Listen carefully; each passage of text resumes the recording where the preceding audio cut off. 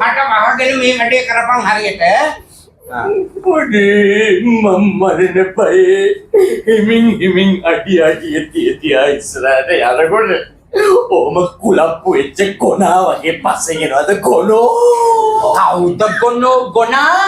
ගුරෝ. අනේ මන් තුන් කුළුඳුල්. තුන් කුළුඳුල් එකේ තමයි බං මේ වැඩේට ඔබින්නේ. හරි. ඔය මල බෙර සද්දෙකුත් එනවා. හරි.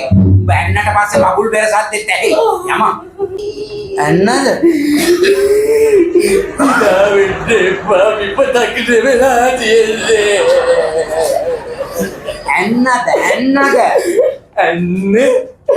ඇන්නේ? ඇන්න ඇවිත් නෑ. මොකද්ද? කඩුව තියෙන්නේ. ඔය තියෙන්නේ බං. මෙතන නෙවෙයි එතන. එතන කිව්වේ? එතන කිව්වේ අතන. එතන කිව්වේ?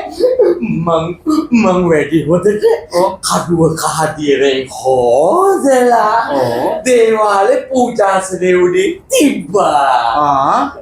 කඩුව එතන කොපුව මෙතන. ඕකෙන් අනින්න පුළුවන්ද බං? කොපුවෙන් අනින්න බෑ.